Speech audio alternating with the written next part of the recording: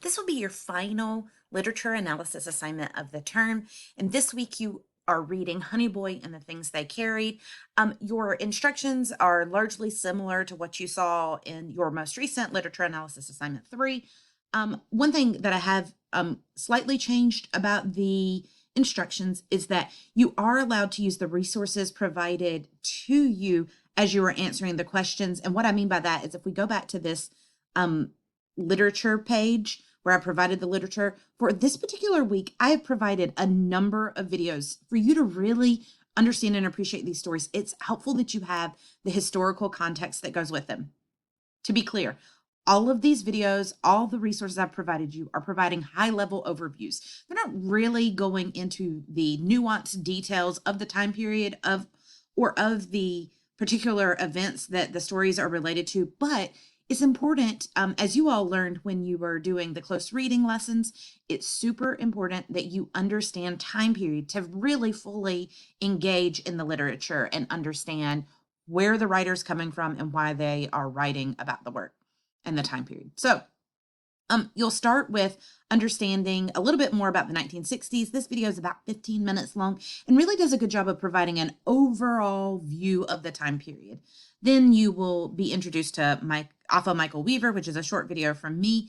Then I provided you some videos with some historical context. One that delves into the civil rights movement. It's worth noting that this video, I think, was made 10 years or so ago. So it kind of stops at a specific point in American history. So it doesn't go into more recent things that some people might have to say about civil rights. So I do understand that that's something that the video doesn't address, but it gives a good overview of this specific historical moment of the 1960s civil rights movement. Then I provided a video to you about Malcolm X and one about Martin Luther King Jr. because the story Honey Boy occurs between the assassinations of these two men. So having a little bit of context about who they were and how they approached civil rights. Again, very short, brief videos, but will give you at least some information about how these two men shaped this time period. And then finally, there's a video that talks about housing segregation and redlining in the United States. It's purely meant to be historical to show you kind of how segregation between communities occurred. So please have a look at it. And then finally, you have the actual story you'll read. Then you'll move on to Tim O'Brien's The Things They Carried. So again, you have an introduction from me. I provided you a link to a website that provides a lot of information about the Vietnam War. This war was very complicated and had a number of reactions on in the United States about how the people felt about the Vietnam War.